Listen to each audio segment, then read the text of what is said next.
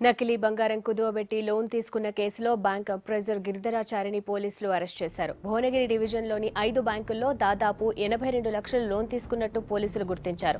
నిందితుడి నుంచి షిఫ్ట్ కార్తో పాటు బైక్, 7 లక్షల రూపాయల క్యాష్ స్వాధీనం చేసుకున్నారు. బ్యాంకులకు టోకరా పెట్టి లక్షల రూపాయల లోన్ తీసుకుంటూ జల్సాలకు అలవాటు పడ్డాడు అప్రైజర్ గిరిధరాచారి. స్థానికుల పేరుతో లోన్ తీసుకుని వాటిని చెల్లించకపోవడంతో బాధితులకు బ్యాంకుల నుంచి నోటీసులు వచ్చేవి. దాంతో గిరిధర్ వ్యవహారం బయటపడిందన్నారు ఎస్పీ విక్రమ్జిత్ దుగ్గల్.